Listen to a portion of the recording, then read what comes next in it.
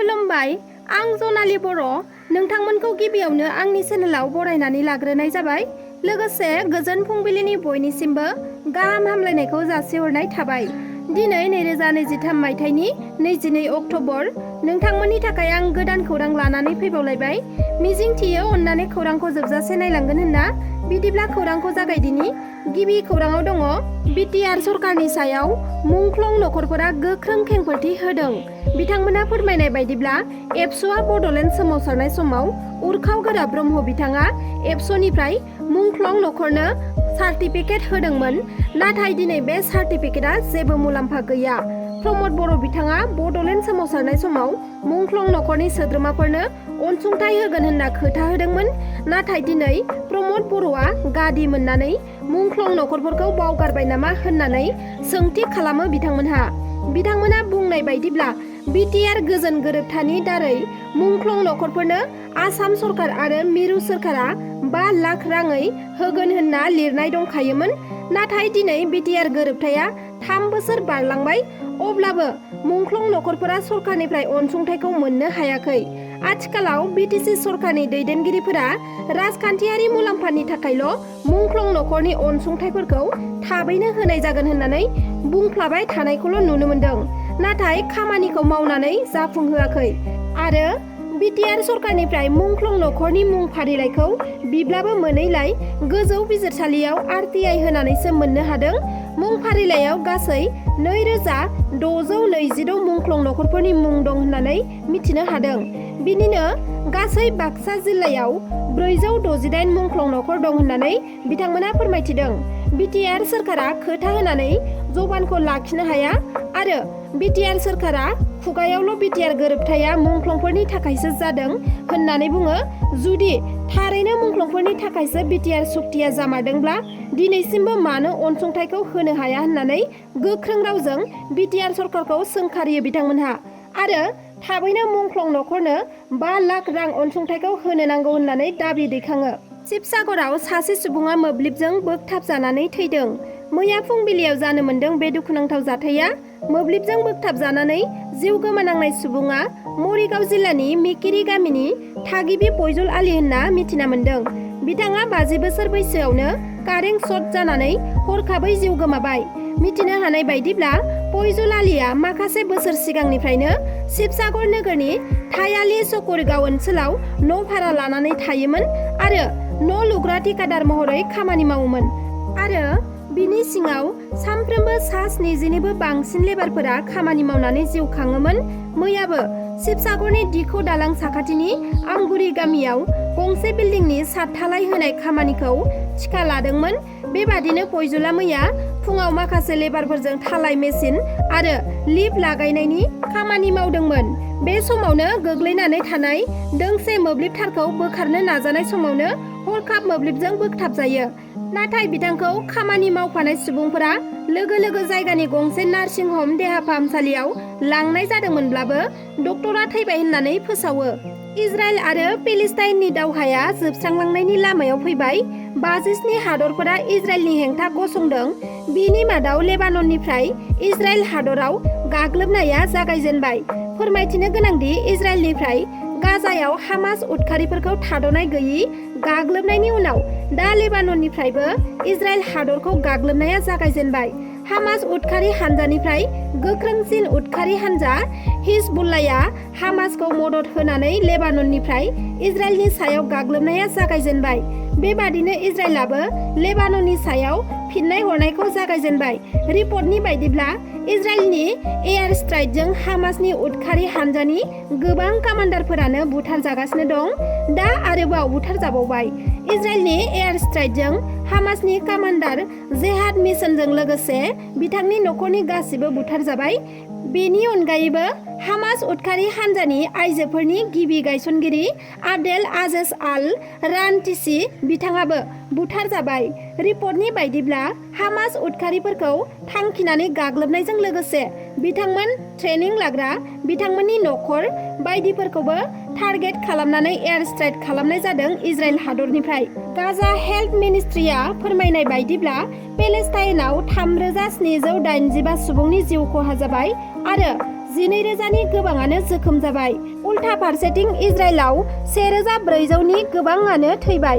Palestine आरो Israel हादरनि गेजेराव जानाय बे दावहाया थाद'नायनि सोलायै गिख्रंथावसिन महर लानायखौसो नुनो मोननाय जादों। गुबुन फारसेथिं आरोबाव लेबानन हादरनिफ्राय हिजबुल्लाह उदखारि हानजायाबो बे दावहायाव बारसोमबावबाय। फोरमायथिनो गोनांदि इउएसनि बिमा आरो फिसाजोआ हामास उदखारि हानजाजों लाखिनानै दोनजादोंमोन। दा इउएसनि खावलायनायाव बिमा जुडिथ आरो फिसाजो नाताली रानान बिथांमोनखौ एंगारहरबाय। मरिगावआव हमदों नंखाय डक्टर, जाय डक्टरनाव रोंगौथिनि जेबो फोरमानानो गैया आरो बेजों लोगोसे फार्मासि होग्राखौबो पुलिसआ हमदों। आसामनि दाब दाब जायगायावनो नंखाय डक्टरफोरखौ हमबोगासिनो पुलिस प्रशासना आरो मरिगावआवबो हमनो हादों सासे नंखाय डक्टर। बेजों जों हमदांनो हायो जोंनि आसामाव गोबां नंखाय डक्टरफोरा रांनि थाखाय फाहामथाय होगासिनो दं। बैफोरबादि नंखाय डक्टरजों फाहामथाय लाबोयोब्लानो माब्लाबा समाव बेरामिया गिदिर खैफोदाव गोग्लैनो गोनां जायो। मानोना गोबां डक्टरफोरा रांनि थाखाय बायदि बायदि बेरामफोरखौ फाहामथाय होनायजों लोगोसे अपारेशन बायदिबो खालामो। मरिगावआवबो नंखाय डक्टरा बायदि बेरामनि फाहामथाय होनायजों लोगोसे अपारेशनबो खालामोमोन। जेरै गलब्लाडारनि अपारेशन, उदैनि बायदि बायदि बेरामफोरनि अपारेशन खालामोमोन बिथाङा। आयेन बेरेखायै अपारेशन खालामनायखौ लानानै सासे सुबुङा मरिगावनि पुलिस थानायाव केस रेजिस्टार खालामनायनि उनावनो मरिगाव पुलिसआ फैनानै डक्टरखौ हमफैदों। बिनि उनाव डक्टरनाव गोबां सोंनाय फिन्नायखौ लादों, जेराव नंखाय डक्टरा आयेन बेरेखा फाहामथाय होनायनि अनगायैबो गुबुन फालांगिबो खालामदेरोमोन। सोंनाय फिन्नाय लानायनि गेजेरजों फोरमायथिनाय बायदिब्ला डक्टरा थांनाय बावैसो सान सिगांबो 12 साननि उन्दै गथ'साखौबो फानदोंमोन। जरिना काटन मुंनि सासे बिमाया डक्टरनि गेजेरजों 22,000 राङाव गावनि उन्दै फिसाजोखौ गुबुननो फानदोंमोन। नंखाय डक्टरनि उन्दै गथ'साखौ फाननायनि फालांगिया बे गिबि खेब नङा। बेनि सिगांबो गोबां उन्दै गथ'साफोरखौ फाननायाव डक्टरा लोब्बा दं आरो नंखाय डक्टरनि अनगायैबो गोबां सुबुंफोरानो बे गथ' फालांगियाव लोब्बा थानायखौ मिथिनो मोननाय जादों। गुबुन फारसेथिं जरिना काटना दा खारखुमानानै दङ होनना मिथिना मोन्दों आरो बिमाजों फानजानाय 12 साननि उन्दै गथ'साया दा पुलिसनि आखायावनो दङ। बर' हारिनि गेजेराव सानसेनि उनाव सासे सुबुं खारनाय आरो गोमानाया बांनायनिफ्राय बांलांगासिनो दं। फिन आरोबाव सासे बैसो जानाय आइजोआ गोमानाय जाथाय। बाक्सा जिल्लानि गबरधना पुलिस थानानि बेन्दोंआव थानाय खुस्राबारनि 55 बोसोर बैसोनि सासे बबि आइजोआ गोमानानै दं होनना खौरां मोननाय जादों। गोमानाय बबि आइजोनि मुङा काउताली मुसाहारि। काउताली मुसाहारिया गोमानाया 2 दानसो जाबाय होनना मिथिना मोन्दों। मिथिना मोननाय बायदिब्ला काउताली मुसाहारिया हेलासिगुरियाव बिबाजैनि न'आव आलासि जाहैनो होनना ओंखारलांदोंमोन।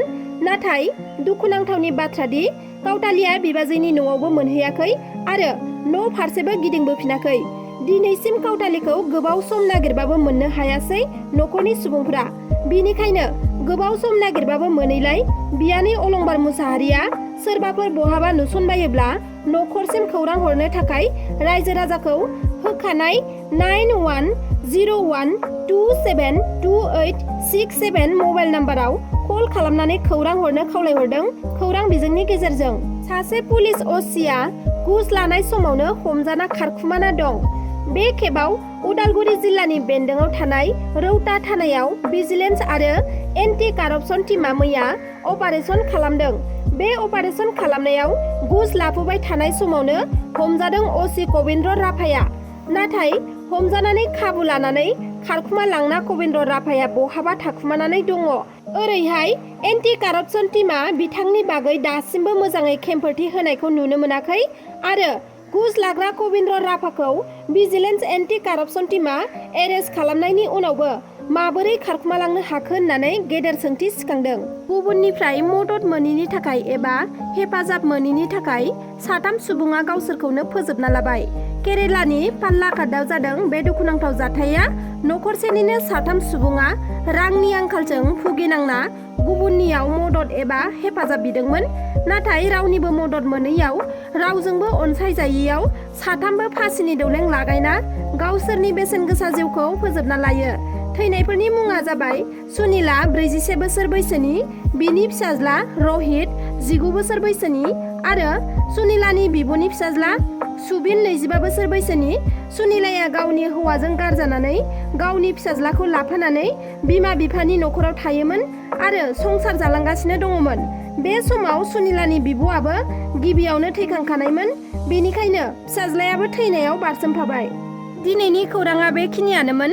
नोंथांमोना आंनि खौरांखौ नायजोबलांनायनि थाखाय रोजा रोजा साबायखर थाबाय आरो नोंथांमोना आंनि चेनेलखौ साबस्क्राइब खालामाखैब्ला अन्नानै साबस्क्राइब खालामनानै लादो, जाहाथे आं गोदान गोदान भिडिअ एंगारोब्ला नोंथांमोननिसिम सौहैनो हानाय बादि। लोगोसे लाइक, शेयार, कमेन्ट खालामनो दाबाव। गोजोन्थों।